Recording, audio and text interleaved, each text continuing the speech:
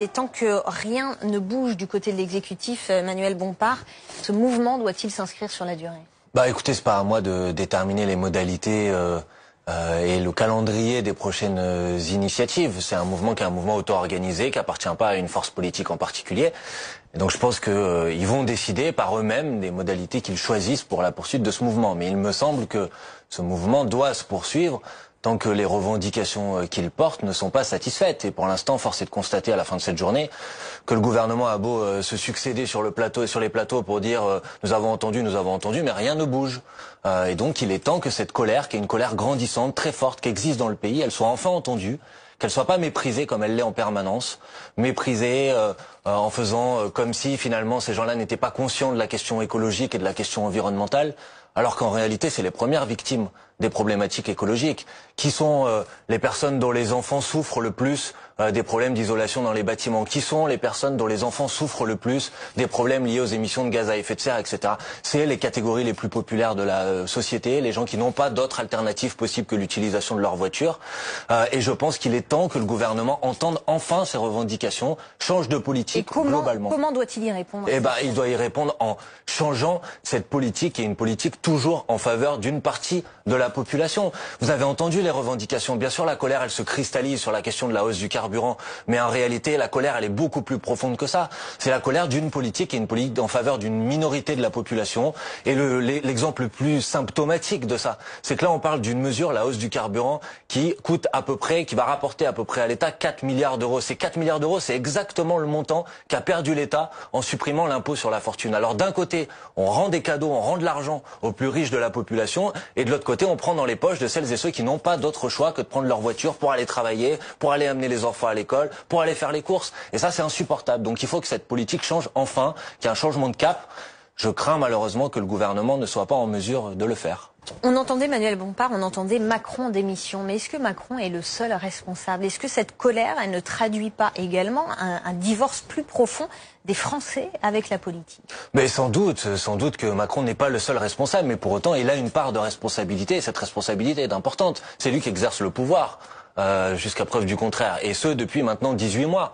Alors qu'il essaye de faire porter la responsabilité de sa politique à ceux qui ont gouverné avant, j'ai envie de dire c'est de bonne guerre, tout le monde le fait. Mais ça marche pendant 1 ou 2 mois après son élection. Là aujourd'hui, c'est les conséquences aussi de sa politique qu'on est en train d'observer. Je vous parlais tout à l'heure de la suppression de l'impôt sur la fortune, de la baisse des APL, de l'augmentation de la CSG pour les petites retraites. Ça, c'est pas des décisions des gouvernements précédents, c'est des décisions de Monsieur Macron et de son gouvernement. Donc oui, il est responsable et il doit en assumer la responsabilité politique.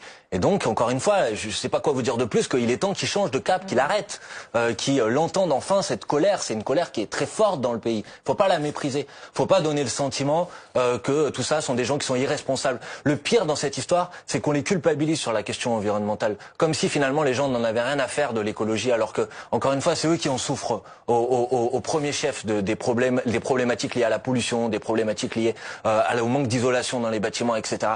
Et donc, je crois que le président de la République est en train de faire un très mauvais coup à la question écologique. La prise en compte de l'impératif environnemental, c'est indispensable aujourd'hui. On est face à une catastrophe climatique. Il faut agir. Mais en faisant ça, on donne le sentiment que agir, c'est agir contre les gens. Cette mesure est une mesure antisociale, c'est pas une mesure écologique. Je connais pas une personne dans le pays qui va pas prendre sa voiture parce que ça va lui coûter plus cher de le faire. Parce que sinon, qu'est-ce qu'elle va faire? Il y a un jour dans la semaine où elle va pas aller travailler? Elle va décider de pas aller faire ses courses? Non, tout ça, ça tient pas la route une minute. Les gens n'ont pas d'autre alternative possible aujourd'hui que le fait de prendre un véhicule. Donc, il faut avoir des mesures qui sont des mesures plus justes, c'est-à-dire revenir sur les cadeaux aux plus riches, arrêter de taxer le peuple dans son ensemble. Et si on veut des mesures écologiques, et il en faut, alors qu'on aille jusqu'au bout. Par exemple, pourquoi on taxe pas les multinationales de l'énergie? Total, c'est 10 milliards d'euros de bénéfices chaque année. Là, il y a de l'argent à prendre. Pourquoi on fait rien sur les pesticides, le glyphosate qui pourrissent notre santé? Voilà. Si on veut une politique écologique digne de ce nom, il faut l'organiser. Et dernier mot, il faut l'organiser dans la durée et l'organiser sur le territoire. Vous pouvez pas en même temps taxer les gens qui utilisent leurs véhicules et en même temps supprimer des lignes de train, supprimer des petites gares, rien rien faire pour les transports en commun, supprimer des postes et des écoles dans les territoires ruraux où les gens n'ont pas d'autre choix que de se déplacer. Vous savez, il y a une école qui ferme chaque jour depuis 10 ans. Il y a 2 bureaux de poste qui ferment chaque jour depuis 10 ans. Voilà, si vous voulez une politique écologique digne de ce nom, il faut avoir cette réflexion qui est une réflexion d'ensemble. Le gouvernement ne l'a pas et je pense que c'est un grave problème. Je voudrais qu'on regarde le tweet de Laurent Berger ce soir, secrétaire général de la CFDT, qui lance un appel à Emmanuel Macron et au Premier ministre. Il lui dit, voilà, il faudrait réunir très rapidement les syndicats, les organisations patronales, les associations pour construire ensemble un pacte social de la conversion écologique. Est-ce que c'est une idée qui va dans le bon sens? Oui, sans doute. Malheureusement, je crois que les syndicats sont assez vaccinés et assez au courant du mépris du pouvoir à leur égard. Puisque dans la séquence qui vient de s'écouler, toutes les pseudo-concertations qui ont été organisées par le gouvernement consistaient toujours à la fin à dire aux syndicats écoutez-nous, mais c'est nous qui décidons tout seuls. Donc bon, que Laurent Berger fasse cette proposition, pourquoi pas, mais j'ai malheureusement assez peu d'espoir sur la réponse que va apporter le gouvernement à tout ça. Et encore une fois, c'est à lui maintenant de prendre ses responsabilités. Vous avez montré une montée en tension qui a lieu effectivement dans le pays. D'abord, je veux dire que elle doit pas masquer la dimension massive, importante, pacifique, calme et déterminée de la mobilisation d'aujourd'hui. Oui, il y a eu des incidents, y compris un drame. Et je pense que le premier mot, c'est un mot de compassion. Mais ça ne doit pas masquer la dimension calme et pacifique de ce grand rassemblement. Et je pense que le gouvernement ferait mieux de baisser le niveau de tension, donc d'écouter les revendications qui s'expriment, de pas insulter les gens, pas mépriser les gens, parce que les gens qui étaient dans la rue aujourd'hui, vous savez, c'est les fainéants, les cyniques, ceux qui ne sont rien, comme dit Monsieur Macron, c'est eux qui sont dans la rue aujourd'hui.